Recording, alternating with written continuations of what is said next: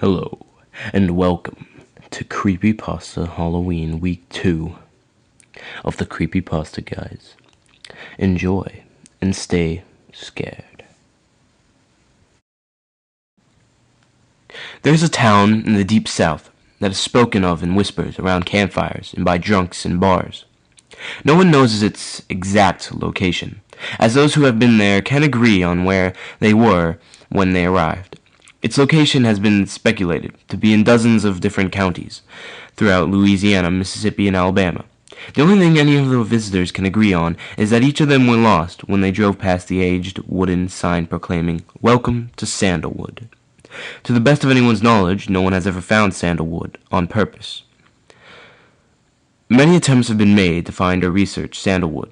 None of the 3 states mentioned have any records of it ever paying taxes or just existing in general. The federal government has no documents pertaining to it. That being said, there is still some notary evidence that there was a place called Sandalwood. A young librarian found a private journal in a library in New Orleans in which the writer, a Mr. Jean-Claude Bellevue, mentioned Sandalwood in an entry. July 9th, 1951. My recent trip to Sandalwood has yielded a great bounty for me. The items I acquired in the tunnels sold for a very handsome profit on the voodoo market. There's no way to tell what those items might have been, and none of Sandalwood's visitors to date have reported anything about tunnels. A letter was found in the old desk of one of Alabama's governors, in which the writer makes a list of demands including a mention of Sandalwood. And furthermore, sir, the people I represent wish you to address the problem of the town of Sandalwood refusing to clear out some of the swampland surrounding it. They are chock full of alligators and venomous snakes, and pose a threat to the health of surrounding communities. It is unknown where in Alabama the letter came from. Everyone who visits Sandalwood and tells about it was lost when they happened upon it, or at least so they claim. Mostly it's couples or college students or just lone thrill seekers wanting to explore the unique culture of the South without actually taking time to research where this culture might be found. And very few natives of 3 states where Sandalwood can supposedly be found have been there, though many have seemed to know something about it. All the visitors report that Sandalwood is a ghost town, completely devoid of life. They describe the town's layout thusly. To the north and east there is nothing but swampland. There is a road running out of the swamp to the east that leads through Sandalwood, and this is the road most people arrive by. There is also a road to the north, but it appears to be mostly submerged in bogs. The center of town is a smattering of several hundred houses, barns, and public buildings, all abandoned. A road that branches off from the main street leads south to a large hill that a sign identifies as Cemetery Hill. The hill is covered with hundreds, if not thousands, of graves, which are positioned on multiple terraces cut into the hill.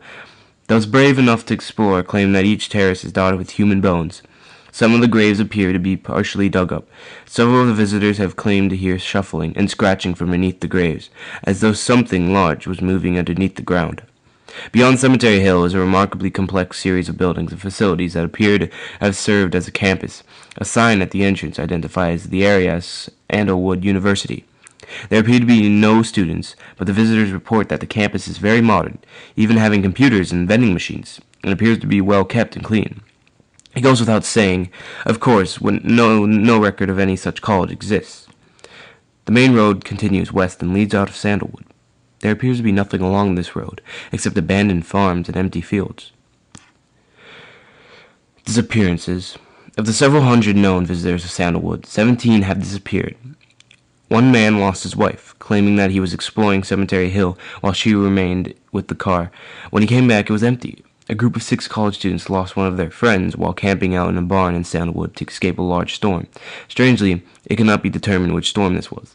They slept together but woke up to their friend missing, a detail that was left out of the police report, but circulated through word of mouth was that the friends had seen strange shapes moving through the rain, but that it was too dark to make them out completely. Some appeared humanoid, others did not. Local incidents. The residents of 3 states have their fair share of Sandalwood stories as well.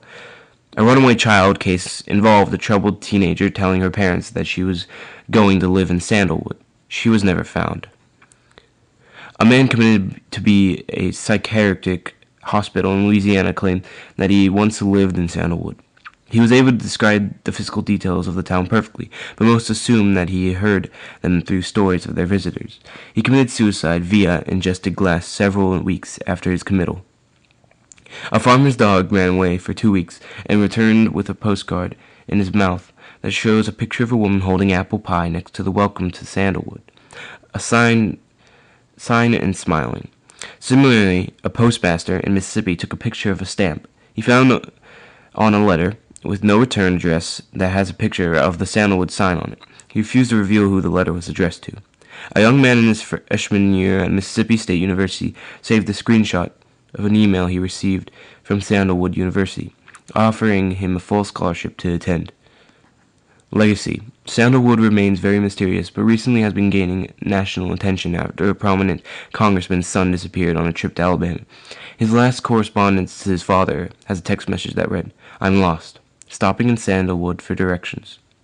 Attempts to triangulate his cell phone revealed it to be in a fish market in Africa.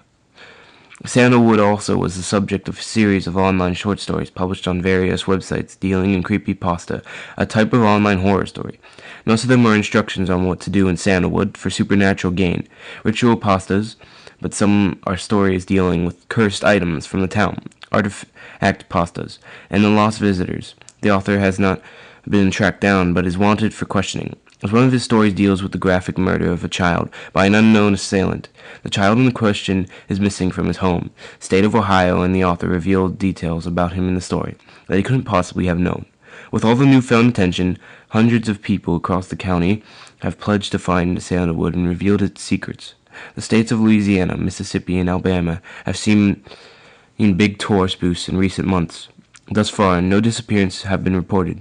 Yet.